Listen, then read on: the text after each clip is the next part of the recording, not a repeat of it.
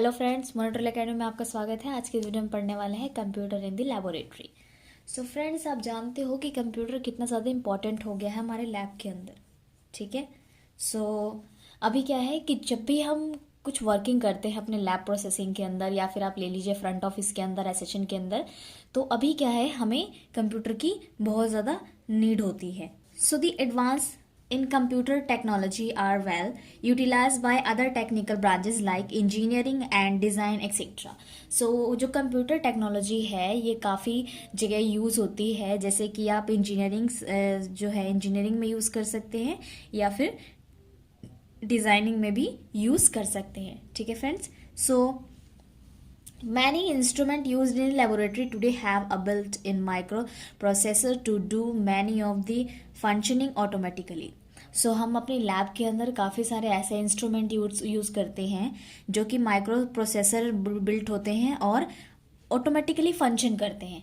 तो फ्रेंड्स, ये जो ऑटोमेटिकली फंक्शन करते हैं ना, तो इनका जो प्रोसेसर होता है, इनकी जो कमांड दी जाती है, उनमें ना एक सिस्टम लगा होता है। ठीक है, जिसपे आप देख सकते हो कि जब प्रोसेसिंग हो रही है उसका जो उस टाइम एट द टाइम का जो उसका सिचुएशन है वो क्या है, सैंपल कौन कौन से प्रोसेस हो रखे हैं, कौन कौन से नहीं हुए हैं। ठीक है, वो सारे उसमें मेंशन होते हैं।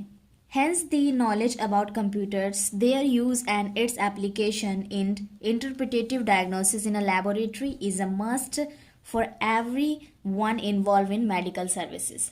So basically क्या है फ्रेंड्स, जब आप मेडिकल लाइन के अंदर कंप्यूटर को यूज़ कर सकते हैं, ठीक है, जब यूज़ कर रहे हैं तो आपको उसको मेंटेन करना, उसको इंटरप्रिटेटिव करना, या फिर आप कह सकते हो कि उसको यूज़ करना आना चाहिए। ठीक है, बाई चांस कि अगर आप लैब के अंदर वर्क कर रहे हो, फ्रंट ऑफिस पे वर्क कर रहे हो, ठीक है, रजिस्ट्रेशन में हेल्प मतलब वर्क कर रहे हो, या सेशन में वर्क कर रहे हो, तो उसमें क्या होता है कि आपको प्रॉपर तरीके से हैंडल करना आना चाहिए। नहीं तो क्या होता है कि इससे आपके कंप्यूटर पे डैमेज हो सकता है और आपको भी चोट लग सकती है। ठीक है, या फिर वो क्या पता उसका हार्डवेयर खराब हो जाए या सॉफ्टवेयर में डैमेज हो सकता है। So the doctors familiarity with computer in mainly computerized machine like CT scan etc. So doctor क्या होते हैं जो फैमिलियरिटी कंप्यूटर के साथ जो है बहुत ही फैमिलियरिटी होते हैं, जो मेनली क्या होता है कंप्यूटराइज मशीन जो होती है CT स्कैन मशीन उनके साथ। ठीक, few doctor are trying to use database management for patient records. So कुछ डॉक्टर्स ऐसे होते हैं जो अपने डाटाबेस मैनेजमेंट को, पेशेंट रिकॉर्ड्स को अपने कंप्यूटर में सेव करके रखते हैं। ठीक, so there is a great need to make doctor conversant with the other applications of computer in hospital practice. So basically क्या है कि जो डॉक्टर होते हैं वो तो अपने कंप्यूटर को ऑपरेट करते हैं, लेकिन जो हॉस्पिटल के अदर एप्लीकेशंस होती हैं कंप्यूटर के अंदर, ठीक है, वो हॉस्पिटल प्रैक्टिस में भी वर्क करती हैं। सो बेसिकली क्या है फ्रेंड्स, जो कंप्यूटर है वो हर जगह वर्किंग है। ठीक है, हर जगह इंपॉर्टेंट है, चाहे वो हॉस्पिटल हो, चाहे वो लेबोरेटरी हो, या फिर कलेक्शन सेंटर हो। ठीक है, कलेक्शन सेंटर पे भी हमें पेशेंट की रजिस्ट्रेशन करनी होती है। पेशेंट की रजिस्ट्रेशन आप किसी कंप्यूटर के थ्रू ही कर सकते हो। ठीक है, ऑनलाइन भी हो जाती है फ़ोन पे, बट वो सेंटर पे नहीं होता जो हमारा वर्किंग प्लेस है। It is a general feeling that computer are associated with the mathematical calculations and engineering field. So basically क्या है, जो जनरल फील होते हैं कंप्यूटर के अंदर, इसके अंदर मैथमेटिकल कैलकुलेशंस होती हैं कि जो प्रेजेंट होते हैं कैलकुलेटर्स, एंड इंजीनियरिंग फील्ड में भी इसको यूज़ किया जा सकता है। So there is also a feeling that computer need bright young brain and one is too old to even try to understand this new field of medical informatics. ठीक है, सो basically क्या है कि जो न्यू फीलिंग कंप्यूटर्स होते हैं, इसमें जो ब्राइट यंग ब्रेन्स होती हैं, जो हमारे आज के यूथ हैं, वो क्या होते हैं कि कंप्यूटर को और भी मॉडिफाइड करने की कोशिश करते हैं।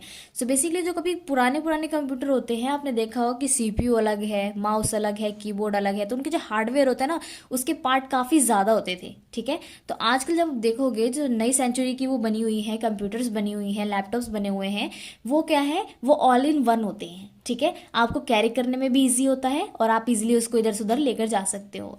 जो हमारे सिस्टम लगे होते हैं फ्रेंड्स, ठीक है, जो आजकल आप देख रहे हो कि जो इलेक्ट्रॉन माइक्रोस्कोप है उसके अंदर आप पूरा इमेज देख सकते हो, छोटे से छोटे वायरस को उसमें ऑब्जर्व कर सकते हो, माइक्रो ऑर्गेनिज्म को ऑब्जर्व कर सकते हो, ठीक है, आप उसको नेक्ड आई से देख सकते हो। तो ठीक है, इतनी टेक्नोलॉजी आगे बढ़ गई है फ्रेंड्स, सो कंप्यूटर भी काफ़ी ज़्यादा इंपॉर्टेंट है हमारे लेबोरेटरी के अंदर। It is a true that computer programming need a good brain and dedications and the training early in life. So friends, क्या है कि जो कंप्यूटर प्रोग्रामिंग होती है इसमें एक गुड ब्रेन की ज़रूरत होती है और डेडिकेटेड, ठीक है, and training early in life, तो ट्रेनिंग की भी काफ़ी ज़्यादा ज़रूरत होती है इसमें। So computer are becoming a common sight in the laboratory nowadays. So the computer are in use to every level of the laboratory work like. So computer क्या है, एक कॉमन साइट है जो लेबोरेटरी का आज के दिन में हर जगह वर्क होता है, ठीक है, लेबोरेटरी के अंदर। सो कंप्यूटर का जो यूज़ है एवरी लेवल पे किस तरीके से है हम वो डिस्कस करेंगे। Doing the actual experiment, collection data, processing data, interpreting the data and representing the data graphically and preparing the laboratory test report. So friends, क्या है कि एक्चुअल जो एक्सपेरिमेंट होते हैं वो, कलेक्शन डाटा होता है वो, प्रोसेसिंग डाटा जो कर रहे हैं वो, इंटरप्रिटेटिंग डाटा और रिप्रेजेंटेटिंग डाटा जो है ग्राफिकली प्रिपेयरिंग, वो लेबोरेटरी टेस्ट रिपोर्ट जो है, ये सारे के सारे हमारे सिस्टम पे होते हैं, यानी कंप्यूटर पे होता है।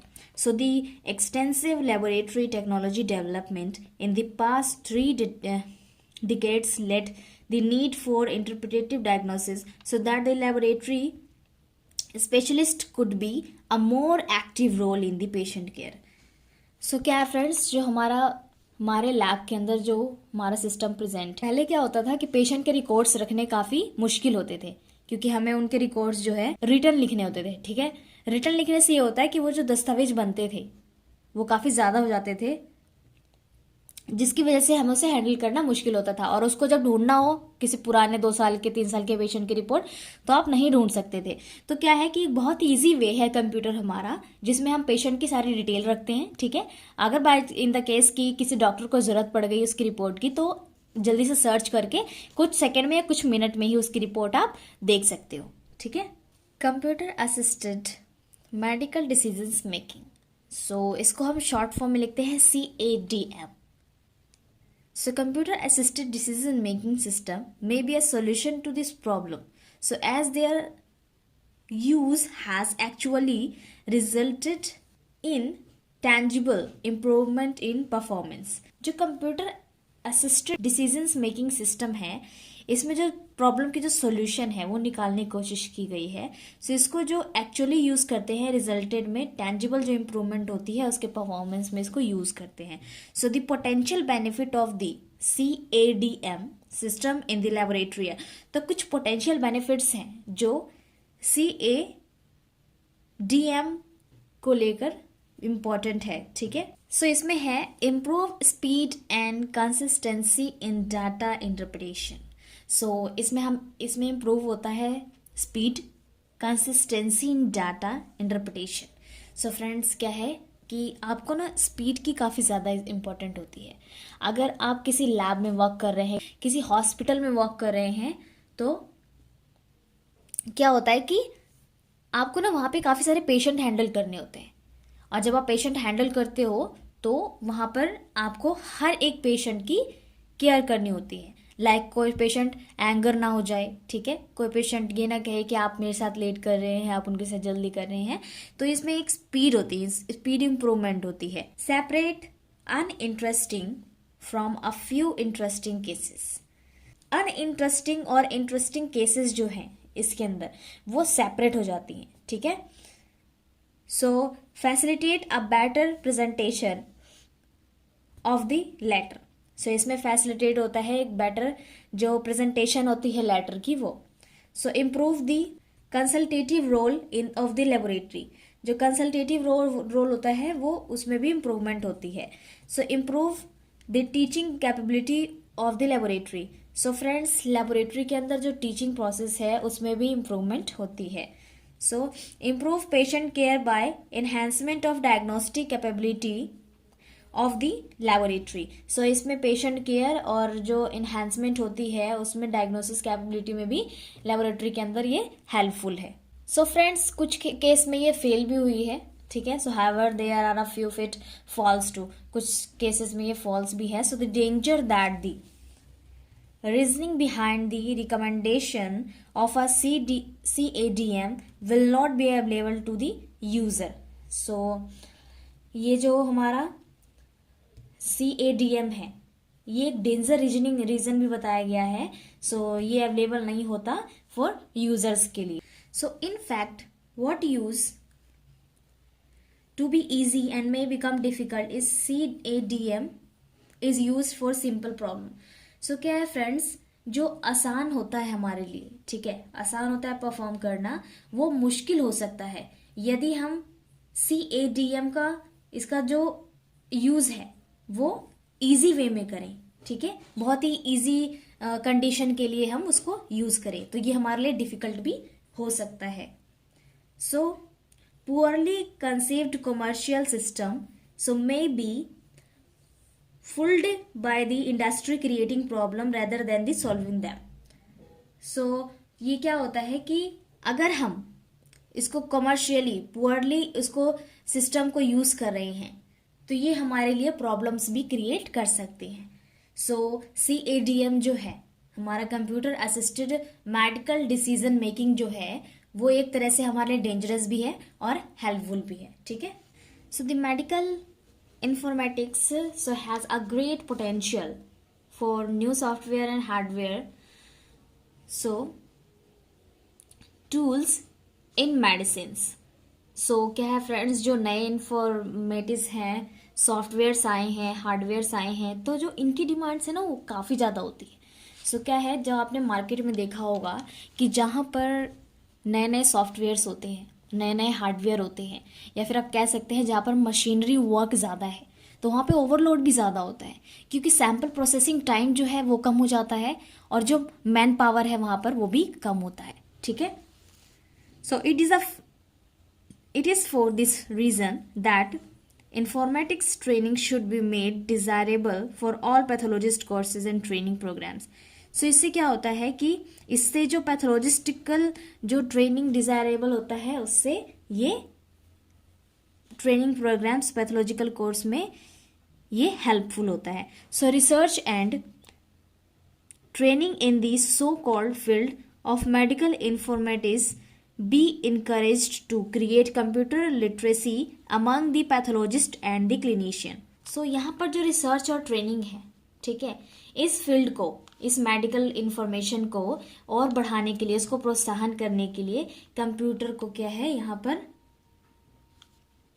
उसका जो सूचना विज्ञान है, जैसे कि आप कह सकते हो कि आप किसी तरह से इंफॉर्मेशन कन्वे कर रहे हो, ठीक है, तो उसमें भी इसका काफ़ी ज़्यादा इंपॉर्टेंट रोल है। So if the clinical pathologist in this fact an information specialist, there will be optimal and rational use of CADM systems. So जो clinical pathological fact है जिसमें information specialist आते हैं, so वो क्या है कि ये optimal करेंगे कि rational use of CADM system को वहाँ पर use करते हैं। So friends अभी हमने पढ़ाया था जो CADM है उसकी क्या क्या एडवांटेज हो सकते हैं, क्या क्या डिसएडवांटेज हो सकते हैं। Since computers and computer technology are stated to play an increasingly large role in the laboratory. So friends हम कंप्यूटर को कंप्यूटर टेक्नोलॉजी भी कहते हैं, जो कि बहुत ही ज़्यादा इंक्रीजिंग हो रही है। इंक्रीजिंग इन द सेंस कि हर लेबोरेटरी के अंदर कंप्यूटर की नीड है, ठीक है, क्योंकि क्या करता है जो टेक्नोलॉजी है वो understood probably applied so and their laboratory is aware to its potential pitfalls. So यहाँ पर क्या है जो तकनीकी यहाँ पर जो लागू किया जा रहा है, ठीक है, ये प्रयोगशाला में जो है लेबोरेटरीज के अंदर। सो यहाँ पर क्या है कि जो रिपोर्टिंग सिस्टम है और जो आप प्रोसेसिंग सिस्टम है वो काफ़ी ज़्यादा इम्प्रूव हुआ है। कैसे, जैसे कि आप लेबोरेटरी में वर्क कर रहे हैं, ठीक है, तो इससे क्या है कि आपका मैन पावर सेव हो रहा है। मैन पावर अगर सेव हो रहा है तो आप क्या है कि आप सैंपल्स को काफ़ी ज़्यादा सैंपल प्रोसेसिंग कर सकते हो। जैसे कि कोई ऐसी पेंडेमिक सिचुएशन आ जाती है जिस कंडीशन में आप काफ़ी ज़्यादा सैम्पल प्रोसेस करना पड़े, तो उस केस में आप कर सकते हैं। सो फ्रेंड्स, जो कंप्यूटर इन द लेबोरेटरी है हमारा, कंप्यूटर के इतने एडवांटेज हैं। तो फ्रेंड्स, अगर आपको इसमें कोई क्वेश्चन है तो कमेंट बॉक्स में पूछ सकते हो। सो वीडियो अच्छी लगी तो लाइक कीजिएगा, फ्रेंड्स को शेयर करना मत भूलिएगा फ्रेंड्स, और चैनल को सब्सक्राइब करें। Thank you so much.